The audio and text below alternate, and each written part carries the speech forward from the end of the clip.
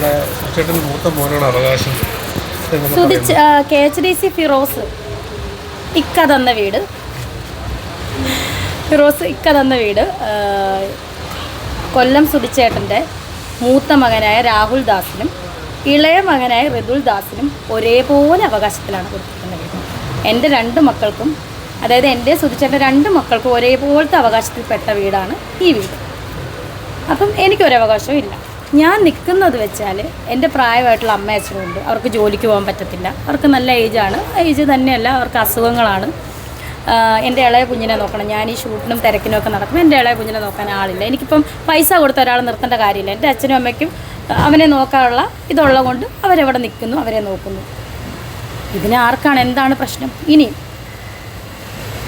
ഈ ഇളയ കുട്ടിക്ക് 18 വയസ്സാകാതെ അതിന് എന്താ പറയുക, അവർക്ക് ഇപ്പോൾ 18 വയസ്സായി കഴിഞ്ഞാൽ മൂത്ത മോനും ഇളയ കുട്ടിക്കും തീരുമാനിക്കാം എങ്ങനെയാണ് വീട്. അങ്ങനെയാണ് എഴുതിയേക്കുന്ന വീട്. ഈ കുട്ടിക്ക് 18 വയസ്സാകണം. എൻ്റെ 2 മക്കളിൽ ഇളയ കുട്ടിക്ക് 18 വയസ്സാകാതെ പൂർണ്ണമായിട്ടും അവർക്ക് 2 പേർക്കും ഒന്നും ചെയ്യാൻ പറ്റില്ല. ക്രയോ അങ്ങനെ എന്തോ പറയത്തില്ല, നടത്താൻ പറ്റില്ല.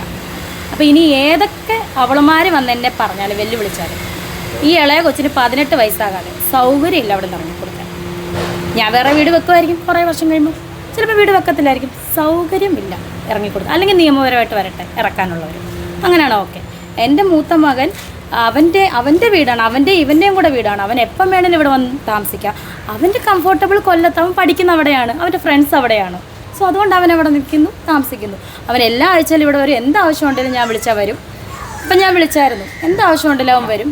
ഞങ്ങൾ തമ്മിൽ യാതൊരു പ്രശ്നവും ഇല്ല. അവൻ്റെ അഭിപ്രായം പറയുന്നു, ഞാൻ എൻ്റെ അഭിപ്രായം പറയുന്നു, അത്രയേ ഉള്ളൂ. പിന്നെ ഫിറോസ് പറയുന്നത് എന്നാണോ നമ്മുടെ കിച്ചോടെ താമസിക്കാൻ വേണ്ടി വരുന്നത് അന്ന് വീടിൻ്റെ പൂർണ്ണമായിട്ടുള്ള ഫിറോസ് ഇക്ക പറയുന്ന പോലെ തന്നെ കിച്ചു എന്നാ താമസിക്കാൻ വരുന്നു അപ്പം വെച്ച് കൊടുക്കട്ടെ, അല്ലെങ്കിൽ പണിത് കൊടുക്കട്ടെ. അതിനെന്താണ്? നല്ല കാര്യമല്ലേ ചേട്ടാ? ഫിറോസ് പറഞ്ഞ നല്ല കാര്യമല്ലേ? അല്ല, ഫിറോസ് ഇക്ക പറഞ്ഞ നല്ല കാര്യമാണ്. അപ്പം കിച്ചു കിച്ചു ഇപ്പോഴും താമസിക്കുന്നുണ്ടല്ലോന്നേ. അവൻ വീട്ടിൽ ആഴ്ചയിൽ വരുമ്പോൾ കിച്ചു അവിടെ തന്നെയല്ലേ താമസിക്കുന്നത്, വേറെ എങ്ങും അല്ലോ താമസിക്കുന്നത്. പിന്നെ അത് അയാളുടെ ഇഷ്ടമല്ലേ, അയാൾ എപ്പം വെച്ച് കൊടുക്കുന്നു, അതൊക്കെ അയാളുടെ ഇഷ്ടമാണ്. ഞാൻ അയാളെ വെല്ലുവിളിക്കാനൊന്നും പോകുന്നില്ല. എനിക്ക് താല്പര്യമില്ല. പുള്ളിയുടെ കാര്യം പറയാൻ പോലും ഒരു താല്പര്യമില്ല. നന്ദികേടല്ല, ഞാൻ നന്ദിയുള്ളവളാണെന്ന് എല്ലാ പ്രാവശ്യവും ഞാൻ പറഞ്ഞിട്ടുണ്ട്. വീട് തന്നതിന്, പിള്ളേർക്ക് കൊടുത്തതിന് നന്ദിയുള്ളൂ. പക്ഷെ ചില കാര്യങ്ങൾ നമ്മൾ പറയേണ്ട സമയം വന്നതുകൊണ്ടാണ്. അല്ലെങ്കിൽ ഞാൻ അതിനെപ്പറ്റി ഇത് വീട് മോശമാണെന്നോ അതും ഇതൊന്നും ഞാൻ പറഞ്ഞില്ല. ഞാൻ പറഞ്ഞത് എന്താണ് നിങ്ങൾക്ക് എല്ലാവർക്കും അറിയാം.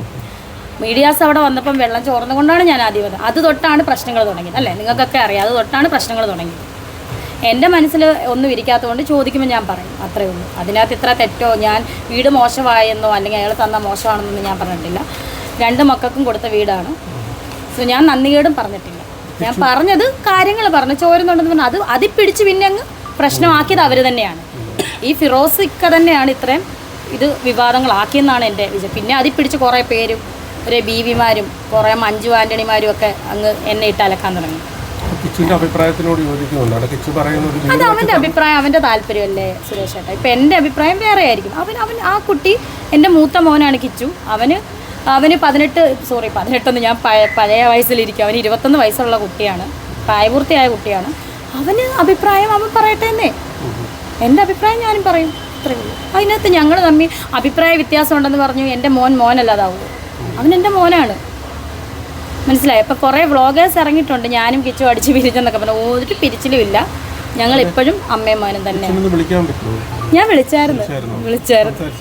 ഞാൻ മീഡിയയെ കാണിക്കാൻ വിളിച്ചതല്ല, ഞാൻ ഇവിടെ ഇറങ്ങിയെന്ന് പറയാൻ പോവാന്ന് പറയാൻ വിളിച്ചില്ല, ഞാൻ വിട്ടുപോയി. ഇനി വിളിച്ചാൽ എടുക്കുമോന്നറിയില്ല.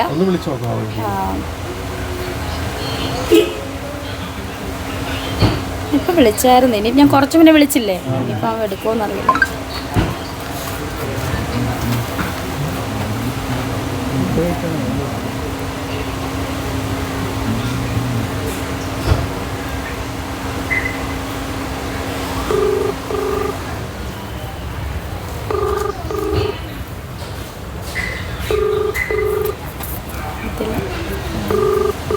ഹലോ എടാ, ഏടത്തിയോടൊക്കെ പറഞ്ഞേക്കണേ പോയെന്ന്.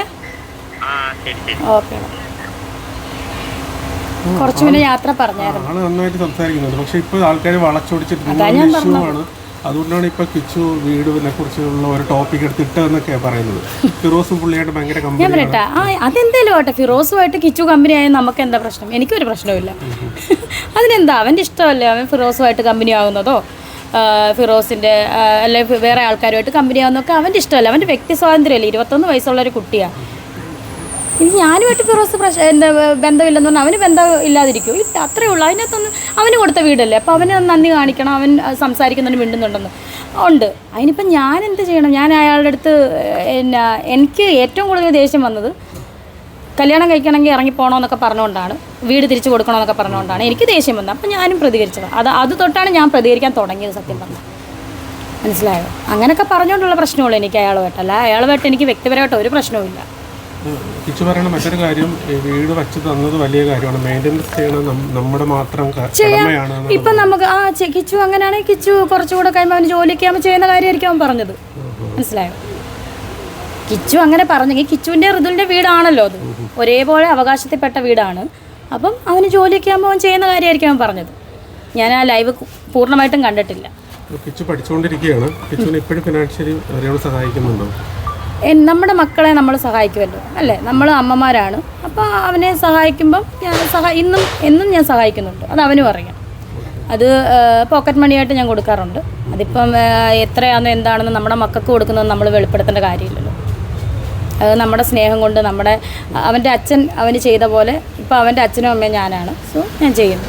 അതിനകത്തിപ്പം വേറെ ഒന്നുമില്ല. അവനെ പഠിപ്പിക്കുന്ന ഞാനല്ല, പഠിപ്പിക്കുന്ന വലിയ തുകയാണല്ലോ. അതിപ്പം നേരത്തെ തൊട്ടേ ഫ്ലവേഴ്സാണല്ലോ അവനെ പഠിപ്പിക്കുന്നത്. ഇപ്പം ഞാൻ അവന് പോക്കറ്റ് മണിയായിട്ട് കൊടുക്കാറുണ്ട്. അത് ഇപ്പോൾ ഋതുലിന് കൊടുക്കുന്ന പോലെ തന്നെ, അല്ലെങ്കിൽ കിച്ചുവിന് കൊടുക്കുന്ന പോലെ തന്നെ ഋതുലിനും കൊടുക്കാറുണ്ട്. ഋതുലിൻ്റെ കയ്യിലോട്ടല്ല, വീട്ടിൽ കൊടുക്കാറുണ്ട് അവൻ്റെ കാര്യങ്ങളൊക്കെ. അവൻ കുഞ്ഞായതുകൊണ്ട് കോഴ്സ് കംപ്ലീറ്റ് ആകുന്നു.